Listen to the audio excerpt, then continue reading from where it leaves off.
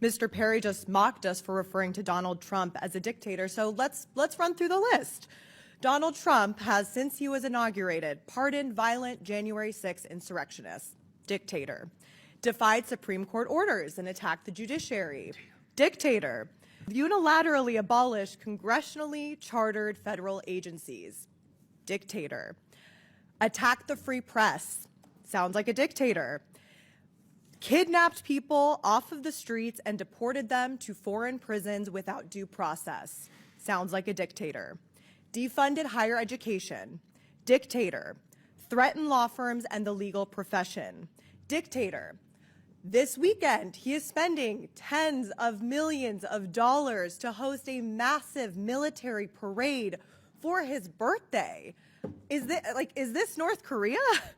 On top of all of that, our twice impeached president with a 34-count convicted felony president who is not a king has deployed the active duty military in American cities, and he has spent $134 million to do so. He has their guns trained on American citizens without the consent of local authorities or the state's governor to purposefully generate chaos and provoke a reaction. Meanwhile, we have Republicans on this side of the aisle asking governors of states about bathrooms. This is the most dystopian, horrific episode of Black Mirror that I have ever seen. What's up, fam? Welcome to the channel. If this is your first time here, I'm your presenter, Willie Doki Stories, and this is where we unpack politics, power, and the people with no sugarcoating. Just facts, thought-provoking takes, and honest conversation. Thanks for being here. Make sure you hit the like button if you're tired of the media skipping the real story. Now listen, what we're about to get into is wild. Trump, the man who had millions of people convinced he was the savior of real America, is starting to show his true colors. And guess what?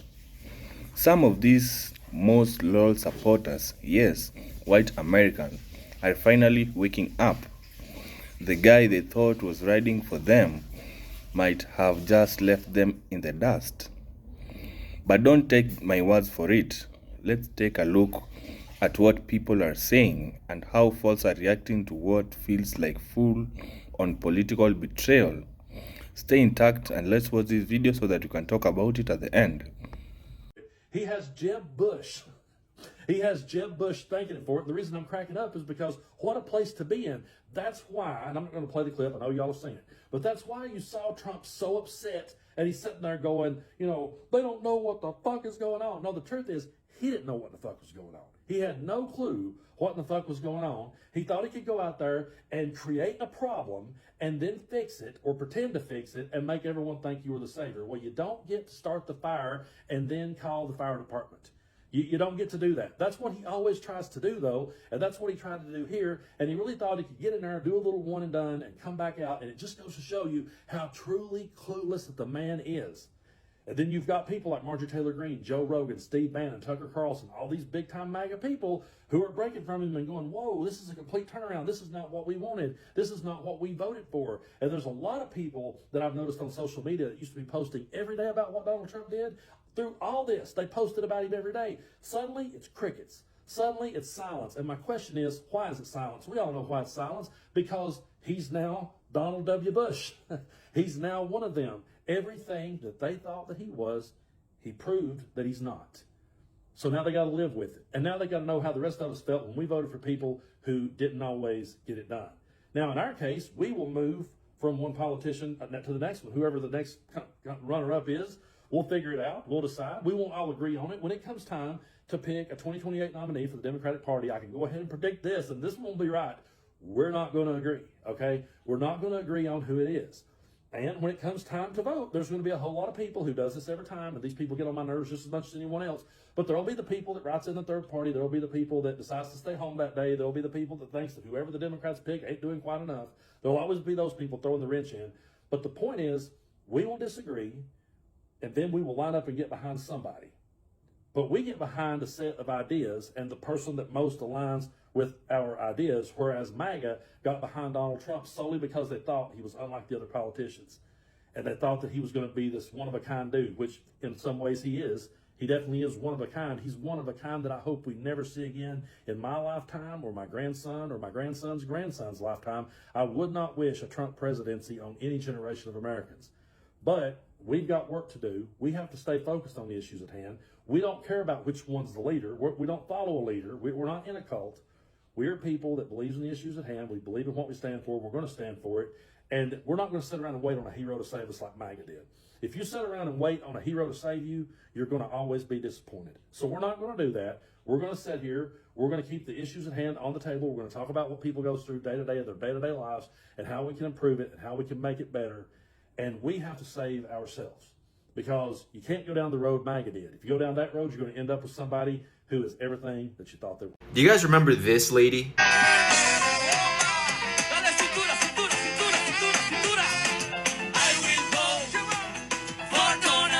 Well, I'm trying not to laugh. This is her now. It's been happening frequently at the 333 Miami Avenue Federal Court building. Janet Correa's husband was detained this week. According to her immigration lawyer, he has already been placed on expedite removal. They voted por Donald Trump. Donald Trump deport. You heard that right, guys. Janet Correa, the famous Trump singing lady, has had her husband detained by ICE. And not only that, but he got put on expedited removal. They want him out of the US. They don't want him. But of course, we've been telling them this all along. They don't want you, bro. Also, do you remember the time I went viral because I told people to call ICE on Latinos for Trump and the family members of Latinos for Trump? It looks like it's happening, and I couldn't be happier. You reap what you sow, and I stand by what I say. But anyways, play silly games, get silly prizes. Let me know what you guys. While President Trump was elected on a platform of putting an end to America's costly involvement of forever wars in our part of the world, he has betrayed not only Iran by abusing our commitment to diplomacy, but also deceived his own voters by submitting to the wishes of a wanted war criminal who has grown accustomed to exploiting the lives and wealth of American citizens to further the Israeli regime's objectives. Humanity has come too far as a species to allow a lawless bully to take us back to the law of the jungle. The world must not forget that it was the United States which, in the midst of a process to forge a diplomatic outcome, betrayed diplomacy. Trump is changing the dependent age from 18 to 7. So I just need to know in August, are we sending them back to school or are we sending them to work? Because if the dependent age is now 7, you trying to say they dependent. If I'm not mistaken, back in the day, they used to work at that age, right? So is he trying to tell us that they need to go back to work? Because I don't think Trump know that these kids ain't regular kids. These kids will flip out if they ain't got they tablets. Now, is we putting them in IT?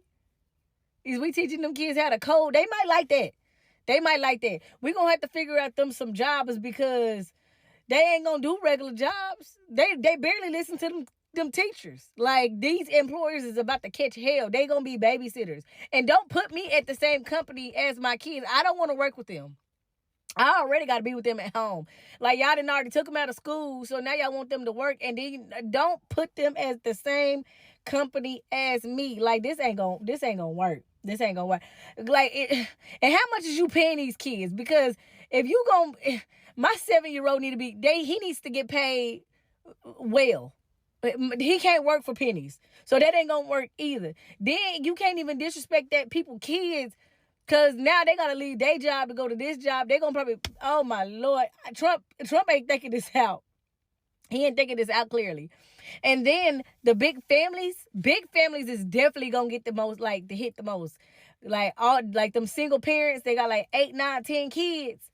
They going to feel it the most. Morning after Donald Trump has won the presidential election, it is a glorious day. And this is our initial thoughts from a Gen Z girl and a millennial mom. I think that for the last 4 years, Americans have been holding our breaths, waiting to see if this is a blip on our record or if this is the true direction of the future of our country. So I am so proud of Americans for showing up and not only electing Donald Trump as our 47th president, but also a huge red wave across the country. He has doubled his numbers in major cities like my hometown of New York City. So I'm really hopeful for my future, and this is just an amazing day. I'm so happy. Honestly, today is completely surreal. It doesn't even feel like it happened, but it totally did by a landslide. We completely demolished and embarrassed them. It's fantastic. But truly, it feels like we have secured the future of America. We have secured the future for our children. We are going to be securing the border. America is moving in the right direction, finally, again. Too big to rig, baby. Too big to rig, baby. All right. Now that you have seen all that, let's talk. This isn't just about politics. This is about identity, loyalty, and the shock that comes when image someone worshipped turns out to be a facade. Trump built his whole brand on being for the people, specifically the white, rural, working class Americans who felt ignored. He told them, I hear you, let's fight for you, but let's look at what's actually happened. Jobs didn't flood back, billionaires got tax breaks, the swamping, and now, with him shifting positions, causing up to the same establishment he used to bash, and leaving his die-hard base hanging. People are confused, hurt, and mad. And I get it. It's jarring when the guy you defended at every cookout, Thanksgiving dinner, or family Facebook debate turns around and starts aligning with everything he promised to fight. But maybe, just maybe, this is the moment where faults stop falling for the performance and start facing the pattern. Trump didn't betray his base overnight. He's been doing it quietly, strategically, and now that it's loud enough to hear, people are starting to snap out of it. Now, the question is, what happens next? Do people look for someone new to follow? Do they double down and stay in denial? Or do they start doing the real work of understanding how power really operates in this country? This moment is bigger than Trump. It's a mirror, and some people are just now seeing what's being staring back to the whole time. So, where do you stand on all this? Is Trump finally losing control of the base that crowded him, or this just another chapter in a never-ending circus? Drop your thoughts in the comments. I really want to hear them what you think, and if you made this far, do me a favor, like this video, hit the subscribe button, and share this with someone who thinks Trump's playing 4D chess. I'm your presenter, Willie Doki Stories, and I'll catch you in the next one.